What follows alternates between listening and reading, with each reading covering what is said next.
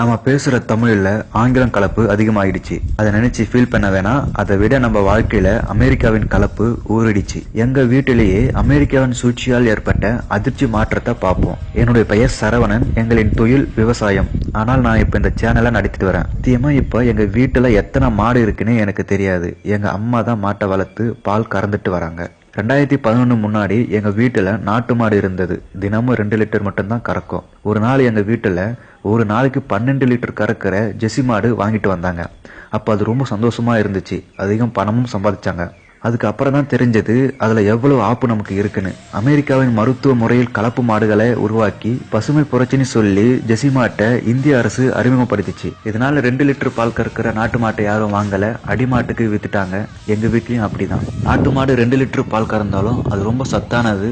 ஆனா இப்ப நம்ம அதிகமா வச்சிருக்கிறது ஜெசி மாடு. எங்க வீட்லயும் ஜெசி மாடு தான் இருக்கு. அது A1 பால் வகையை சார்ந்தது.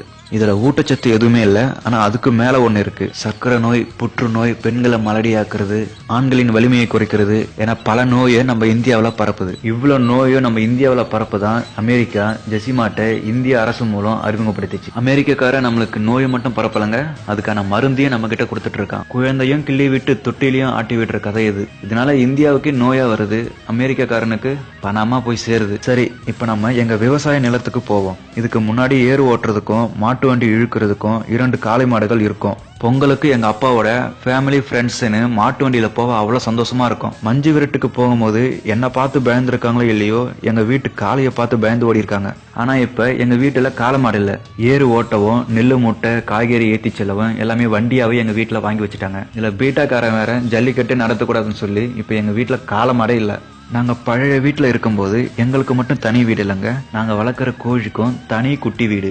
எல்லாம் நாட்டு கோழிங்க. கறியும் முட்டையும் நல்லா டேஸ்டா இருக்கும். கோழிக்குன்னு கட்டியிருந்த அந்த குட்டி வீட்டுக்கு முட்டை போடுறதுக்கும் நைட்டு தூங்குறதுக்கும் அதுவே தானா வந்துட்டு போவோம். அப்போ நாட்டுக்கோழி முட்டையை டெய்லியும் டேஸ்டா சாப்பிட்டு வந்தோம். மிச்சம் இருக்க முட்டையை குஞ்சு பொறிச்சு வளர்த்து வந்தோம். ஆனா இப்ப குறைஞ்ச விலைக்கு கோழிக்கறி, கோழி முட்டை, அமெரிக்கக்கார மருத்துவ முறையில கலப்பு கோழி வந்ததால எல்லாரும் அதையே வாங்க ஆரம்பிச்சுட்டாங்க. நம்ம நாட்டுக்கோழி முட்டை கிடைக்கிறதே அதிசயமாயிடுச்சு. விலையும் ஏறிடுச்சு. ஒரு நாட்டுக்கோழி முட்டை 100 ரூபாய் அமெரிக்காவில. இது அமெரிக்கக்காரன் நம்ம கிட்ட இருந்து வாங்கி அங்க சேல் பண்ணி அவனுக்கு லாபம். இதுவே நாட்டுக்கோழி நம்ம கிட்ட இருந்துச்சுன்னா அமெரிக்காவில 30 ரூபாவும் நம்ம கிட்ட 2 ரூபானும் விற்கலாம். நாட்டுக்கோழி முட்டையில தான் அதிகமான சத்தம் இருக்கு, நோய் எதிர்ப்பு சக்தியும் இருக்கு. இந்த மாதிரி கலப்பு கோழியை சாப்பிடறதுனால நோய் நமக்கு தான், அமெரிக்காக்காரனுக்கு தான் பணமா போய் சேருது. மருந்து வித்து வித்து பெரிய பணக்காரனா ஆயிட்டான். அதிகமா எலக்ட்ரானிக் கார் உற்பத்தி பண்ற ஜப்பான்காரன் கூட பெரிய பணக்காரன் ஆகல. ஆனா இந்தியா கிட்ட மருந்து வித்தே ஒரு நாடு பெரிய பணக்காரன் ஆகுதுன்னா நம்ம எவ்வளவு பெரிய மக்கள் தொகை. இப்ப நாங்க விவசாயம் பண்ணணும்னா அதுக்கு கண்டிப்பா உரம் தேவை. நாங்க 5 ஏக்கர் வச்சிருக்கோம். இதுக்கு உரம் வேணும்னா குறைஞ்சது 10 மாடாச்சு வேணும். அதுவும் நாட்டு மாடு உரம் தான் சத்தானது. ஜெசி மாடு போட்ட சாணத்தை வச்சு விவசாயம் பண்ண முடியாது. பயிர் வளைஞ்சதும் மடிஞ்சு போயிடும். இப்ப எங்க கிட்ட உரமும் இல்ல, நாட்டு மாடும் இல்ல. இப்ப நாங்க என்ன பண்றது? அப்போ விவசாயம் உரம் வாங்க நாம அமெரிக்கா கிட்ட கையேந்துறோம். அவனுடைய கெமிக்கல் மருந்து வச்சுதான் நம்ம இப்ப எல்லாருமே விவசாயம் பண்ணிட்டு வரோம். அதுல வர உணவு சத்தானதுன்னா இல்ல, வைட்டமின் இருக்கானா இல்ல, நோய் எதிர்ப்பு சக்தி இருக்கானா இல்ல, வேற என்னதான்பா இருக்கு? அதுல நமக்கு நோய் அதிகம் ஏற்படுத்துற கெட்ட சத்து தான் இருக்கு. இப்படி சாதாரண எங்கள் விவசாய ஒரு வீட்டிலே அமெரிக்கக்காரன் எவ்வளவு சம்பாரிச்சிட்டு இருக்கான்னு பாருங்க. தமிழ்நாடு, இந்தியா, இதுல எவ்வளவு பேர் இருப்பாங்க.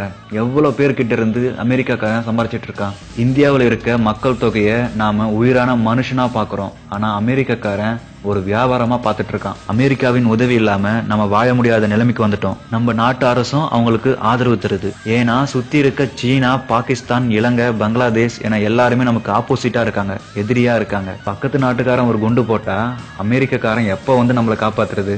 அவனை நம்பி இவங்க வேலை செய்யறாங்க. இனியாச்சு நம்ம எல்லாமே சொந்தமா உற்பத்தி பண்ணணும், யாரையும் நம்பி இருக்க கூடாது. அதனால நம்ம இயற்கையான கலாச்சாரம், பண்பாடு எல்லாத்தையும் காத்து நம்மளோட உற்பத்தியை அதிகரிச்சு வெளிநாட்டுக்கு ஏற்றுமதி பண்ற அளவுக்கு நம்ம பெரிய ஆளா ஆகணும். நம்ம இந்தியாவில தயாரிச்ச பொருள் மட்டும் வாங்கணும். விவசாயத்துக்கும் கல்விக்கும் அதிக முக்கியத்துவம் தரணும். இயற்கை உணவு சாப்பிட்டா அப்புறம் ஹாஸ்பிட்டலே குறைஞ்சிடும். மக்களே, தயவு செய்து இந்த வீடியோவை எல்லாருக்கும் ஷேர் பண்ணுங்க.